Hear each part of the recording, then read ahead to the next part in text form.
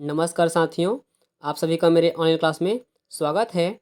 आज आपको मैं पढ़ाने वाला हूँ जैविक चक्र के बारे में, जिसमें हाइड्रोजन, ऑक्सीजन, कार्बन, नाइट्रोजन, जल चक्र, इससे संबंधित सभी चक्रों के बारे में आपको आज इस क्लास में बताने वाला हूँ।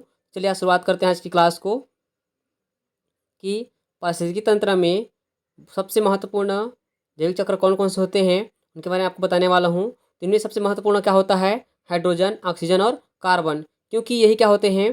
प्रकृति के मूल तत्व होते हैं, जिसका जैविक का कुल 99% है ना, 99% का होता है यहाँ भाग यहाँ पर अवेलेबल होता है। और इसमें जो मॉलिक्यूल्स हैं हाइड्रोजन के, कार्बन के अधिक मात्रा में पाए जाते हैं। इसके अतिरिक्त जो होते हैं nitrogen, magnesium, calcium, potassium, sulphur, phosphate आदि क्या होते हैं, जो पोषक तत्व होते हैं जैविक विकास के निर्माण में क्या होते हैं? सहायक होते हैं। इसे सेडिमेंट्री चक्र कहते हैं। इसके साथ साथ देखिए, ये जो चक्र होते हैं उनमें क्या कहते हैं, प्रकृति में बहुत सारे रासायनिक चक्र हैं जो एक दूसरे पर क्या करते हैं? डिपेंड रहते हैं। इनमें से क्या है, मुख्य रूप से क्या होते हैं? जो ऑक्सीजन है, कार्बन है, नाइट्रोजन है, ये कहते हैं गैसों के माध्यम से क्या कहते हैं? वायुमंडल में उपस्थित रहते हैं। और इसके साथ साथ जो सेडिमेंट्री में क्या होते हैं? से फास्फोरस, कैल्शियम और सल्फर इसमें क्या होते हैं? सम्मिलित रहते हैं। और इनके साथ साथ जो बायो केमिकल साइकिल है ना, वो क्या होती है कि जो इसमें फास्फोरस, कैल्शियम और सल्फर होते हैं, इन्हीं तत्वों को क्या होता है? जैविक और अजैविक रूप से आते हैं घटक उसमें सम्मिलित होते हैं। इनकी जो रिसाइकल होती है वही प्रक्रिया क्या कहलाती है? बायोकेमिकल साइकिल कहलाती है। इसमें क्या होते हैं? जैविक और अजैविक दोनों सम्मिलित होते हैं। चलिए देखते हैं आगे फिर क्या होता है कि कार्बन और ऑक्सीजन चक्र। जैसे आपको बताया कि कार्बन, हाइड्रोजन और ऑक्सीजन इसमें चक्र इसमें क्या है? सम्मिलित हैं। तो देखेंगे हम पहले कार्बन चक्र को। तो कार्बन चक्र क्या होता है कि जो कार्बन है वह बहुत अधिक मात्रा में पाई जाती है अपने वायुमंडल में। क्या होता है? ऑक्सीजन का भंडार भी है यहाँ पर। तो इसमें क्या होता है, जो कार्बन के बारे में पढ़ने वाले हैं अभी, तो कार्बन चक्र क्या कहलाता है? सबसे पहले कार्बन क्या करते हैं? पौधे क्या करते हैं? यहाँ पे ग्रहण करते हैं उसको, है ना। पौधे क्या करते हैं? उसको ग्रहण करते हैं। और पौधे से क्या होता है? जो उसे जंतु ग्रहण करते हैं श्वसन के रूप में। और उसके पश्चात उसका क्या होता है? अपघटन होता है, फिर वायुमंडल में मुक्त हो जाता है। जैसे क्या करते हैं पौधे? क्या करते हैं? CO2 है ना, कार्बन डाइऑक्साइड को ग्रहण करते हैं और क्या करते हैं? उसका वो O2 का क्या करते हैं? विसर्जन करते हैं। तो इससे क्या होता है कि पौधे क्या करते हैं? पहले CO2 का ग्रहण करते हैं और ऑक्सीजन को क्या करते हुए मुक्त करते हैं। इस प्रकार से कार्बन को ग्रहण करते हैं, कार्बन डाइऑक्साइड को ग्रहण करते हैं, ऑक्सीजन को मुक्त करते हैं। इस प्रकार से यह प्रक्रिया करती चलती रहती है। इस प्रकार से वायुमंडल में क्या होता है? कार्बन डाइऑक्साइड की मात्रा बनी रहती है। या सेकंड रूप में क्या करते हैं, जो पौधे क्या करते हैं उसको ग्रहण करते हैं, वह कोयला के रूप में या पेट्रोलियम के रूप में, है ना, वह कहता है बनते जाता है बहुत ही समय के पश्चात। या जो कार्बन डाइऑक्साइड क्या होता है? जल में कार्बोनेट के रूप में रहता है, जिससे क्या होता है? चूने पत्थर का निर्माण होता है। इस प्रकार से प्रक्रिया इसमें चलती रहती है, जो कहती है रासायनिक प्रक्रिया के रूप में रहती है। और कार्बन गैस का जो भंडार होता है वह क्या होता है? सबसे बड़ा भंडार होता है, जहाँ पर कहाँ पाया जाता है? वो सागर और महासागर में। और कार्बन का कुल 93% कहाँ पाया जाता है? महासागर में पाया जाता है। इसकी मात्रा कितना है? 39,000 बिलियन टन है, जो कि क्या है? इस प्रक्रिया द्वारा कार्बन डाइऑक्साइड रासायनिक प्रक्रिया द्वारा क्या होता है? मिश्रित है। इसके साथ साथ क्या होती है कि जो सागरों में क्या होता है? प्रकाश संश्लेषण द्वारा क्या होता है? उत्पन्न होता है। इसमें सूक्ष्म जैव क्या होता है? फाइटोप्लैंक्टन इसमें क्या होते हैं? सहायक होते हैं। इसमें कार्बन का संचय कुछ कार्बोनेट खनिजों में क्या होता है? वहाँ पर पाया जाता है, यहाँ पर सम्मिलित होता है। जैसे आपको बताया अभी, क्या चूना पत्थर किससे बनता है? वो जल के कार्बोनेट से बनता है। तो धीरे धीरे करके वह क्या करता है? बनता जाता है। जहाँ पर वायुमंडल में कितना पाया जाता है? 700 बिलियन टन कार्बन पाया जाता है। साथ साथ कोयला और पेट्रोलियम से भी क्या होता है? बहुत ही कम मात्रा में होते हैं, लेकिन इससे क्या होता है? लगभग 1200 1200 बिलियन टन हाइड्रोकार्बन क्या होता है पाया जाता है, जो वायुमंडल का होती है मुक्त होती है। इसके साथ साथ क्या होती है, जो मुख्य रूप से क्या होता है यहाँ पर जो कार्बन डाइऑक्साइड है वह ज्वालामुखी जैविक श्वसन में क्या होते हैं या उद्योग में प्रयुक्त किए जाते हैं। इसका देखिए ऑक्सीजन चक्र। तो जो ऑक्सीजन चक्र है वो क्या होता है, यह जो क्या होता है वायुमंडल में पाई जाती है, जिसे हम श्वसन के रूप में ग्रहण करते हैं और उसे कार्बन डाइऑक्साइड के रूप में करते हैं छोड़ते हैं। इसका उपयोग करते हैं पौधे क्या करते हैं उसको लेते हैं और फिर से क्या करते हैं उसको पुनः वापस वायुमंडल में क्या करते हैं ऑक्सीजन के रूप में छोड़ते हैं। इस प्रकार से ये पूरा क्या रहता है एक साइकिल चलता रहता है। इसमें पहले श्वसन क्रिया द्वारा हम क्या करते हैं, मनुष्य हैं तो क्या करते हैं ऑक्सीजन को ग्रहण करते हैं और कार्बन डाइऑक्साइड को छोड़ते हैं, और उसी कार्बन डाइऑक्साइड क्या करते हैं पौधे अपने भोजन के रूप में लेते हैं और भोजन के निर्माण में क्या होते हैं सहायक होने के कारण क्या करते हैं उसको फिर ऑक्सीजन उनको क्या करते हैं वो मुक्त करते हैं। इस प्रकार से ये पूरा चक्र क्या है चलता रहता है और ऑक्सीजन एक जो चक्र क्या कहलाता है ऑक्सीजन चक्र कहलाता है। अगला है नाइट्रोजन चक्र। तो नाइट्रोजन क्या होती है वायुमंडल में सबसे अधिक पाई जाती है। इसकी मात्रा कितनी है 78.084% है ना, 78% यहाँ पर पाई जाती है। और जैविक अणुओं में क्या होती है नाइट्रोजन की सबसे बड़ी भूमिका होती है।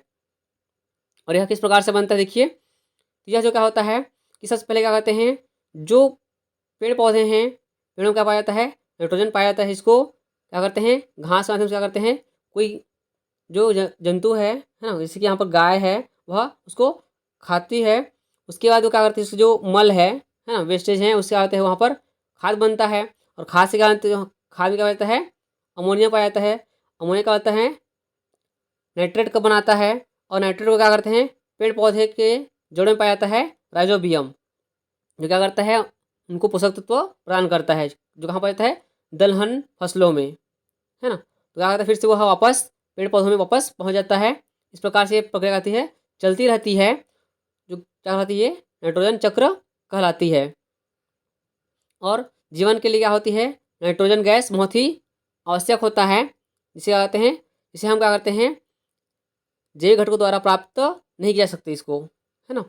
आपको बताया अभी कि जो पौधों से दलहन फसलों में पाई जाती है, जहाँ कौन फसल होते हैं जैसे मटर उड़द अरहर सोयाबीन लोबिया गुआर मूंगफली, इन सभी फसलों में क्या होता है उसको पाया जाता है जो नाइट्रोजन उत्पन्न करने में सहायक होती है।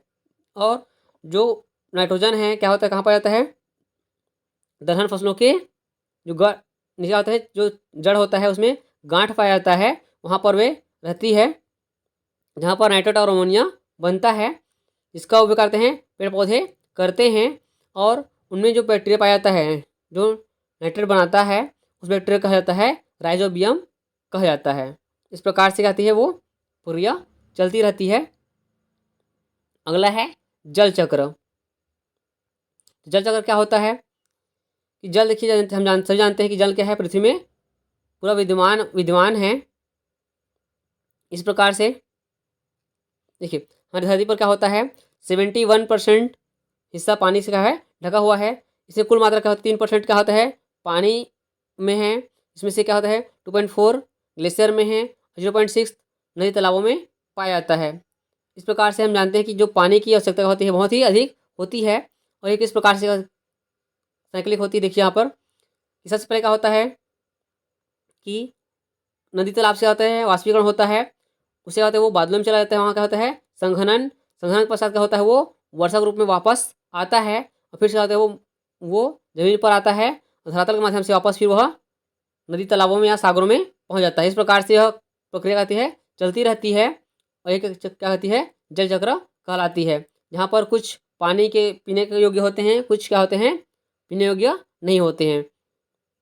इनमें क्या होता है महासागरों जो पानी होता है वो क्या होता है खारा होता है ना, और नदी तालाब जो होता है वो क्या होता है ज़्यादातर खारा नहीं होता है। इसका इस्तेमाल क्या करते हैं हम दैनिक जीवन में करते हैं। और जो जल चक्र है क्या होती है 4 प्रक्रियाओं से मिलकर पूरा होती है। जैसे फर्स्ट है वाष्पीकरण। इससे आपको बताया कि क्या होता है कि जो नदी तालाब का जल है वह क्या होता है उसका वाष्पन होता है सूर्य के द्वारा, यहाँ से होता है वो बादलों में पहुँचता है। तो जो नदी तालाब से सूर्य के प्रकाश किरण द्वारा क्या होती है उसका वाष्पन होता है वो क्या कहलाती है वाष्पीकरण कहलाती है। और वह जो वाष्पोत्सर्जन क्रिया द्वारा बाहर निकल करके वायुमंडल में चला जाता है, जिसे वाष्पीकरण कहा जाता है। सेकंड है संघनन। जो वाष्पीकरण हुआ है ना, उसे क्या होता है, वहाँ पर भाप बन करके वहाँ क्या होता है, ठंडा होता है। तो जो वाष्पित होने के बाद जो ठंडा होता है उसे कहा जाता है संघनन। अगला है वर्षण, है ना। वर्षण ये क्या है, वर्षा होता है ना। क्या है, वर्षा। वर्षा क्या होती है, जो संघनन के रूप में क्या होती है, बूंदें एकत्रित हुई है, वह बादलों के संपर्क में आते ही, ठंडी हवा के रूप में संपर्क में आते ही क्या होती है, वो जो कण है वह द्रव की बूंदों में पकाती है, परिवर्तित हो जाती है और वर्षा के रूप में आती है, पृथ्वी पर गिरती है, जिसे क्या होते हैं, हम वर्षा कहते हैं, बरसात कहते हैं। इसके अतिरिक्त क्या होता है, जल के फुहार, ओलावृष्टि, हिमपात आदि पृथ्वी पर गिरता है। जो संघनित रूप में रहती है वो क्या होती है, हिमपात या ओलावृष्टि कहते हैं, है ना। जो जल के कण होते हैं, है ना, क्या होते हैं, वो संघनित रूप में हो जाते हैं ठंड के रूप में, तो बर्फ के टुकड़े बन जाता है, जिसे हम क्या कहते हैं, ओलावृष्टि कहते हैं या ओला गिरना कहते हैं। अगला है वाह या अफवाह, है ना। ये क्या होती है कि जो वर्षा के पश्चात जो ओलावृष्टि आई है पृथ्वी पर, वो क्या होती है, धरातल में पहुंचने के बाद क्या होता है, नदियों पर चला जाता है, नालों पर चला जाता है, उसे कहा जाता है वाह या अफवाह। जिसे पेड़ पौधे द्वारा क्या होते हैं, अवशोषित कर लिया जाता है, या जीव द्वारा क्या उसको पीने के रूप में उसको प्रयोग किया जाता है। इस प्रकार से क्या होती है, जो चक्र है वह चलता रहता है। इसके साथ साथ क्या होता है कि जो तकनीकी रूप में इसको हम प्रयोग कर सकते हैं, कि अकुशल कृषि के रूप में, औद्योगिकरण के रूप में, शहरीकरण के रूप में, जलवायु के रूप में। इससे क्या होता है कि वन कटाई से, वनों के निर्माण से जो पानी है का स्तर क्या होता है, कम हो जाता है। इससे क्या होती है, गतिविधि क्या होती है, बहुत ही प्रभावित होती है। इस प्रकार से जो चक्र है वह चलता रहता है। तो दोस्तों ये टॉपिक यहाँ पर क्लोज होता है। अगर आपने अभी तक मेरे चैनल को सब्सक्राइब नहीं किया है, सब्सक्राइब कर दीजिएगा, जिससे आपको जो स्पेशल क्लासेस हैं और वीडियोस आपको मिलता रहे। Thank you, have a nice day.